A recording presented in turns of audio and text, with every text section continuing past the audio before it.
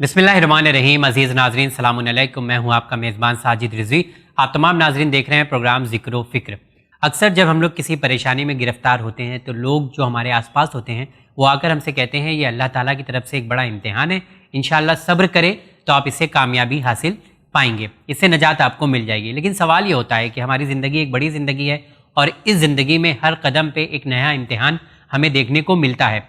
अब सवाल ये है कि ये जो इम्तिहान होता है, इलाही इम्तिहान जिसे हम कहते हैं, इसका मकसद क्या होता है, इसका फ़ायदा क्या होता है, और जब ये इम्तिहान अल्लाह की तरफ से हमारे ऊपर आता है तो हमें इसे कैसे फेस करना है। इस मौजू पर बात करने के लिए आइए प्रोग्राम में बड़े ही इज़्ज़त और एहतराम के साथ मुलाकात करते हैं शो पर आली जनाब मौलाना गुलाम अब्बास साहब क़िबला का। सलाम अलैकुम मौलाना साहब। अलैकुम अस्सलाम वरहमतुल्लाहि वबरकातुहू। मौलाना साहब आपका बहुत बहुत शुक्रिया, आपने वक्त निकाला। आज के प्रोग्राम में हम लोग इम्तिहान इलाही के बारे में बात कर लेते हैं। अक्सर हम लोग ये भी देखते हैं कि जितने लोग हैं दुनिया में, तमाम लोगों का कहीं ना कहीं किसी न किसी तरीके से अल्लाह ताला इम्तिहान ले रहा है। लोग कहते हैं ये अल्लाह की तरफ से इम्तिहान है। तो क्या ये ज़रूरी है कि हर किसी का इम्तिहान होगा? अऊज़ु बिल्लाहि मिनश शैतानिर रजीम। बिस्मिल्लाहिर्रहमानिर्रहीम। अलहम्दु लिअहलिहि वस्सलातु अला अहलिहा। अम्मा बाद फ़क़द। ज़िक्र व फ़िक्र में आप यकीनी सूरत में ऐसे मौज़ूआत चुनते हैं जिनका इंसानी ज़िंदगी से गहरा ताल्लुक़ होता है और वो इंसान की फ़िक्र को बुलंदियाँ और बेहतरी की तरफ बातें लेके आती है। यकीनी सूरत में बहुत सारे लोग जब कोई मुसीबत में गिरफ़्तार हो जाता है, जैसा आपने अभी कहा, और कि ये इम्तिहान इलाही है, खुदाई इम्तिहान है, ये बात कुरान मजीद से भी साबित है कि खुदावंद आलम की जानिब से इम्तिहान होता है और होना भी चाहिए। अच्छा, होना भी चाहिए। इसकी दलील ये है कि होना क्यों चाहिए। दलील ये है कि कोई शख्स दावा करे कि मैं फ़ला काम करना जानता हूँ, तो उस दावे की दलील के लिए यकीनी सूरत में उसे प्रैक्टिकल में भी उतरना पड़ता है। अगर वो प्रैक्टिकल करके नहीं दिखाता तो उसका दावा बातिल हो जाता है। दावा तभी सच्चा और साबित होता है जब वो प्रैक्टिकल वाक़ई तौर पर जो है साबित कर दे। मसलन एक इंसान ने ये कहा कि मैं जो हूँ कंप्यूटर बनाना जानता हूँ। अब जब वो जानता है कंप्यूटर बनाना तो उसकी बात कब साबित होगी? जब वो बना के दिखाएगा। जी। इसी तरीके से अगर इंसान ने ये कहा कि मैं खुदा पर ईमान रखता हूँ तो साबित तब है कि उसके आज़ा व जवारे से ईमान जाहिर हो। लेकिन अगर उसने खामखा ये कह दिया कि मैं जो हूँ ईमान रखता हूँ और उसके आज़ा व जवारे से ईमान जाहिर नहीं हो रहा है, तो वो अपने दावे में सच्चा है, दावे पर दलील लाने में कमज़ोर है, और जब दावे पर दलील नहीं है तो दावा भी बातिल है, दावा भी रद्द है। एक आदमी मसलन कहे कि मैं बिल्डिंग बनाना जानता हूँ, ये सच्ची बात है। मसलन ये दावा अभी नहीं पता हमें ये सच है, झूठ है, गलत है, क्या है। ये दावा तब सच होगा जब वो बिल्डिंग बना के दिखा देगा। जी। तो इसी तरीके से मोमिन का ये दावा कि वो ईमान लाया और उसके आज़ा व जवारे से नेकियां जाहिर नहीं हो रही है, तो अब इसका इम्तिहान लेना ज़रूरी है। यानी वो अपने आज़ा व जवारे से भी साबित करे कि वो मोमिन है। इसी बात को कुरान मजीद में इस तरीके से कहा गया है। अल्लाह ताला ने कुरान मजीद में इरशाद फरमाया, आहसिबन नासु अन युतरकू अन यकूलू आमन्ना। देखिए वही बात हो गई, वो हुम ला यफ्तनून। क्या लोग ये सोच रहे हैं कि वो सिर्फ इस बात पर छोड़ दिए जाएंगे कि वो ईमान लाए, कह दें इस बात को कि वो ईमान ले आए, और उन्हें आजमाया नहीं जाएगा, यानी वो अपने दावे पर दलील नहीं लाएंगे। एक इंसान ने कहा कि वो ईमानदार है मगर अमानत में खयानत करता है, तो फिर ये ईमानदार नहीं हो सकता। तो इस एतबार से खुदावंद आलम की तरफ से इम्तिहान लिया जाता है ताकि इंसान खुद अपनी निगाह में साबित हो जाए कि वो अच्छा है कि बुरा है। लेकिन यहाँ पे कभी कभी हमें पता भी नहीं चलता कि इम्तिहान है कि नहीं है, तो ये जानना शायद मुश्किल नहीं है। नहीं, कैसे मुश्किल है? इसलिए कि इंसान, क्योंकि देखिए जैसे आपने कहा कि कंप्यूटर बनाने वाला अगर दावा करता है तो उसे बना के दिखाया जाएगा, पर हमें कैसे पता चलेगा कि ये अल्लाह ताला की तरफ से ये इलाही इम्तिहान है, ये अल्लाह ताला ये हमें आजमाइश में डालकर हमें परखना चाहता है या देखना चाहता है? مثلا مثال کے طور پر ہمیں اپنی سب باتوں کی خبر ہوتی ہے. جس گھر میں رہ رہا ہوں مجھے پتا ہے حلال کے پیسے کا بنا ہے کہ حرام کے پیسے کا بنا ہے، میری ملکیت ہے کہ غصبی ملکیت ہے، مجھ پر میرے پاس جو امانت تھی وہ امانت میں نے خیانت کی ہے، اور کوئی عمل ایسا ہے ہی نہیں میرا جس کے بارے میں نہیں جانتا. اور یہاں تک کہ قرآن مجید میں ارشاد ہوتا ہے اللہ کی جانب سے تو سب چیز خیر ہی نازل ہوتا ہے، شر تو خود تم اپنے ہاتھوں سے ان چیزوں کو بنا لیتے ہو. تو ہم جو آزمائش میں آتے ہیں، امتحان میں آتے ہیں، تکلیفوں میں آتے ہیں، مصیبتوں میں آتے ہیں، تو خود ہم نے اپنے ہاتھوں سے برائی کی ہوئی ہوتی ہے، تب ہم تکلیف میں آتے ہیں. اور خداوند عالم کی تو یہ بھی مہربانی ہے کہ وہ تکلیف دے کے ہمیں متوجہ کرنا چاہتا ہے. جیسے ایک عالم کا بہت مشہور یا بہت عظیم جملہ ہے، وہ یہ کہتے ہیں کہ درد کبھی کبھی اچھا ہوتا ہے، اس لیے کہ چھوٹا سا درد ہمیں بڑی بیماری سے بچا لیتا ہے. کہیں اگر درد نہ ہو تو پھر اندر ہی اندر جو چیز مرض بن جاتی ہے تو وہ لا علاج ہو جاتی ہے. اسی لیے چھوٹا سا درد جب ہاتھ میں اٹھ جاتا ہے تو وہ ہمیں اپنی صحت کی طرف متوجہ کر دیتا ہے. اسی طریقے سے خدا کی طرف سے آزمائش اور بلائیں اور مصیبتوں کا آنا ہمیں ہمارے اعمال کی طرف متوجہ کرتی ہے کہ کہیں ہم نے کسی کے ساتھ زیادتی اور ظلم تو نہیں کیا. تو یہ دو طرح کا امتحان ہو گیا، ایک امتحان جو آپ نے بتایا کہ اللہ تعالیٰ کی طرف سے آزمائش ہوتی ہے، اور ایک دوسرا ہوتا ہے کہ کوئی امتحان ایسا ہوتا ہے جس کا ریزن ہم خود ہوتے ہیں، یعنی ہم کچھ ایسا کام کرتے ہیں جس کی وجہ سے ہم پرابلم فیس کرنے لگتے ہیں. تو دونوں ہی امتحان اللہ کی طرف سے رزلٹ آئے گا امتحان میں؟ نہیں، رزلٹ تو خداوند عالم کی طرف سے، مثلا وہ تو بالکل صاف بات یہ ہوگی جیسے ایک ممتحن ہوتا ہے، وہ کاپی آپ کی چیک کر رہا ہے اور باقی جو آپ نے تحریر کیا ہے نمبر تو آپ کو اسی پر ملیں گے.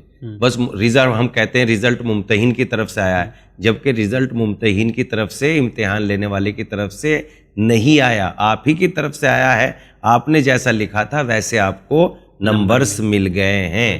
تو اس لیے خداوند عالم کی طرف بات منسوب کی جا رہی ہے، باقی رزلٹ تو وہی ہوگا جو ہم نے خود اپنے ہاتھوں سے کیا ہے. اوکے، چلیے ایک چیز اور اس میں یہاں سمجھ لیتے ہیں کہ ہر ایک کام کا مقصد ہوتا ہے.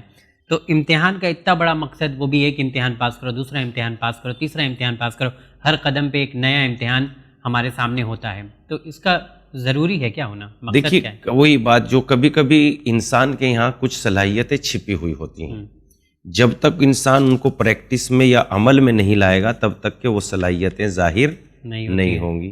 اسی طریقے سے قرآن مجید نے بھی خدا کے امتحان لینے کا مقصد یہی بتایا ہے کہ تاکہ انسان کے اندر جو چھپی ہوئے کمالات ہیں، صلاحیتیں ہیں، وہ ظاہر ہو جائیں. اس لیے کہ کبھی کبھی انسان کی صلاحیتیں مصیبت میں یقینی صورت میں کام کرتی ہیں. مثلا جب آپ کو بھوک لگے گی نہیں تو رزق کی تلاش میں نکلیں گے ہی نہیں.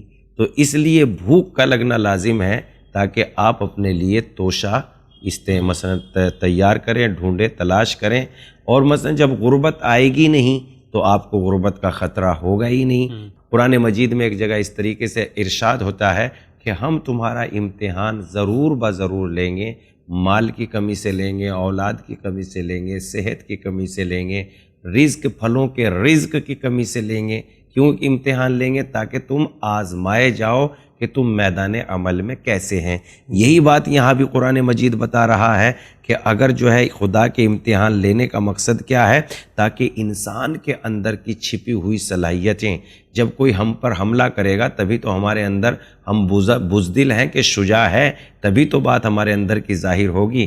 لیکن اگر کوئی حملہ ہی نہیں ہم پہ کرتا، راستے میں ہمیں کہیں جنگل میں جا کے کسی شیر سے مقابلہ ہی نہیں ہوا، یا تنہائی میں جانے کے بعد کسی صحرا سے ہم آج تک ڈوبنے کا ہمیں کبھی کوئی سابقہ ہی نہیں پڑا، تو جب ہم مثلا ڈوب رہے ہوں گے تو تبھی تو پتہ چلے گا کہ نہیں ہم ہاتھ پیر مار کے باہر نکل سکتے ہیں.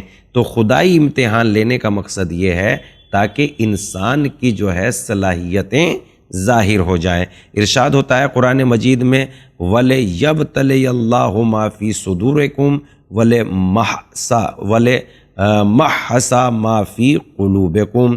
یہ امتحان اس لیے لیا گیا ہے کہ خدا انسان کے سینے میں چھپی ہوئی صلاحیتوں کو آزمانا چاہتا ہے، ظاہر کرنا چاہتا ہے، اور تمہارے ضمیر کی حقیقت تم پہ واضح ہو جائے کہ خود تم پہ بھی یہ ظاہر ہو جائے کہ ہمیں جو سزا دی جا رہی نا جہنم کی طرف بھیجنے کے لیے، یہ سزا خدا کی طرف سے نہیں ہے، بلکہ جو ہم نے کیا تھا اس وہی سزا ہمارے سامنے ظاہر ہو رہی ہے، تاکہ تم خود بھی سمجھ جاؤ کہ تم صحیح تھے کہ غلط تھے۔ اس لیے خداوند عالم تمہارا امتحان لیتا ہے۔ جی مولانا صاحب، مقصد تو سمجھ میں آ گیا کہ اللہ تعالیٰ ہر قدم پہ ہر انسان کا امتحان لیتا ہے، لیکن اتنے بڑے بڑے امتحان بہت سارے لوگ دیتے ہیں، تو امتحان دے دیتے ہیں، اب زندگی تھوڑا بہتر ہو جاتی ہے، لیکن ان سب کا فائدہ ہماری زندگی پر کیا پڑنے والا ہے؟ امتحان کا فائدہ کیا ہوگا؟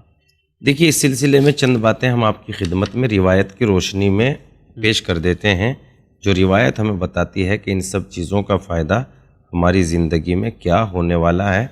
سب سے پہلے تو یہ ہے کہ امام حسن عسکری علیہ السلام کی ایک حدیث ہے جس میں آپ نے ارشاد فرمایا، یہ کتاب ہمارے ہاتھ میں جو موجود ہے درہائے آبدار، اس کے پیج نمبر 632 پر یہ حدیث موجود ہے۔ کہتے ہیں کہ امام حسن عسکری علیہ السلام نے فرمایا، کوئی مصیبت نہیں جس کے بعد کوئی نعمت نہ ہو، وہ مصیبت نعمتوں میں گھری ہوئی ہوتی ہے۔ اچھا۔ اور واقعاً مثلا ہم نے بھی اپنی زندگی میں، آپ بھی اپنی زندگی میں تجربہ کر کے دیکھ لیجئے، جب تک مصیبت، ہر مشکل کے بعد یقینی صورت میں کوئی نہ کوئی انعام خدا کی طرف سے نعمت ملتی ہے۔ شاید امتحان کی وجہ ایک یہ بھی ہو کہ خداوند عالم چاہتا ہے کہ بندے کو اگلا درجہ دے دیا جائے اور بندے کے رتبوں میں اضافہ کر دیا جائے۔ ایک بہت بڑا فائدہ یہ ہے۔ ہاں، ایک بہت بڑا فائدہ یہ ہے کہ بندے کو بندگی کا رتبہ حاصل ہو جاتا ہے۔ اس کے بعد اس کے علاوہ بھی بہت سارے فائدے ہیں، اور ایک فائدہ یہ ہے کہ ہم جانتے ہیں کہ جب بلا و مصیبت سے حدیث کی روشنی میں انسان کی عزت میں اضافہ ہوتا ہے۔ اگلا فائدہ جو بیان کر رہے ہیں روایت کی روشنی میں، کہ بلا و مصیبت سے انسان کی عزت میں اضافہ ہوتا ہے، اس کی عزت بڑھتی ہے۔ ہمارے نبی محمد مصطفیٰ صلی اللہ علیہ وآلہ وسلم کی یہ حدیث ہے، آپ نے فرمایا، انسان خدا کے نزدیک اسی وقت باعزت اور باشرف ہوگا جب اس کی بلاؤں اور مصیبتوں میں اضافہ ہو جائے گا، تو وہ خداوند عالم کے نزدیک باعزت ہو جائے گا، اس لیے کہ جب انسان تکلیف برداشت کرنے کے بعد بھی اپنے رب کے سامنے سجدہ ریز ہو جاتا ہے تو یقینی صورت میں خداوند عالم کی بارگاہ میں محبوب ہو جاتا ہے۔ پھر اس کے بعد جب انسان جو ہے، اس کے علاوہ اور بہت سارے فائدے یہ ہوتے ہیں کہ انسان کا جب امتحان لیا جاتا ہے، مصیبتوں کو دیکھ کر اگر آپ دعا کر لیں، یا اس کے علاوہ ایک چیز یہ اسرار الہی کا آشکار ہونا، ایک چیز یہ بھی ہے کہ جب انسان امتحان میں گر جاتا ہے تو اللہ کے راز اس پر ظاہر ہو جاتے ہیں اور اللہ کی قدرت اس کے سامنے نمایاں ہو جاتی ہے۔ واقعاً اس بات کی دلیل جناب ایوب علیہ السلام کی زندگی بھی ہے۔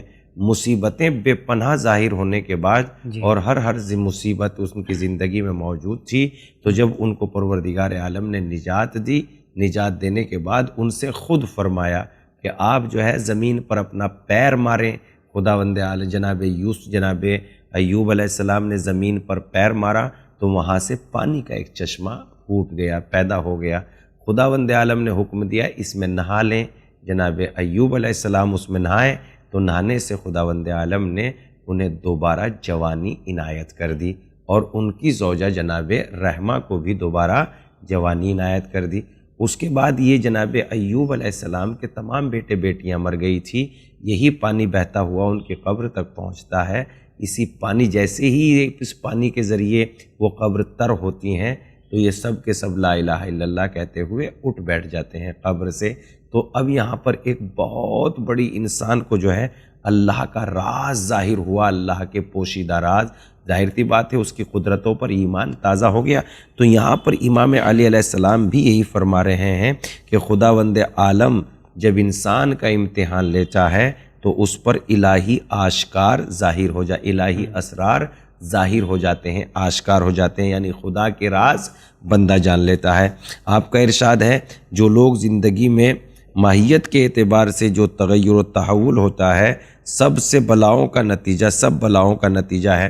مثلا امام یہاں پر یہ فرما رہے ہیں کہ انسانی زندگی میں جو بھی پریشانیاں اور مصیبتیں آتی ہیں وہ سب بلاؤں کا نتیجہ ہوتا ہے، اور زمانے کے بدلنے سے اسرار الہی تم پر آشکار ہو جاتے ہیں۔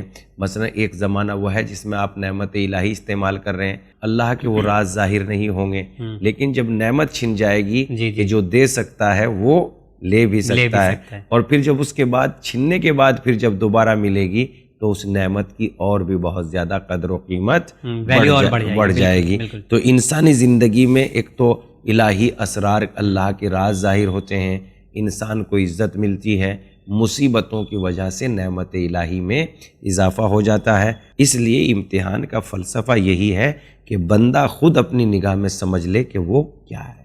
مولانا صاحب آپ کا بہت بہت شکریہ ادا کرتے ہیں کہ امتحان الہی کے بارے میں آج آپ نے واضح کر دیا کہ ہر انسان کا امتحان ہونا ہے، لیکن اس امتحان میں کیسے ہمیں ڈٹ کر کھڑے رہنا ہے، یہ بات آج واضح ہو گئی ہے۔ بہت شکریہ، انشاءاللہ اگلے ایپیسوڈ میں پھر آپ سے ملاقات کریں گے انشاءاللہ۔ تو جی ہاں ناظرین، ذکر و فکر میں آج امتحان الہی کے بارے میں ہم لوگوں نے بات کیا۔ اس سے یہ ثابت ہو جاتا ہے کہ زندگی کے ہر موڑ پر کہیں نہ کہیں کسی نہ کسی کو اللہ تعالیٰ کے امتحان سے ہو کر گزرنا ہے، اور اس میں ہم لوگوں کو صبر سے کام لینا ہے۔ انشاءاللہ اس کے بعد، امتحان کے بعد، اللہ تعالیٰ بہترین نعمت سے بھی نوازتا ہے۔ پھر کسی پروگرام میں آپ تمام ناظرین سے ملاقات ہوگی۔ دیکھتے رہیے چینل ون۔ بہت شکریہ۔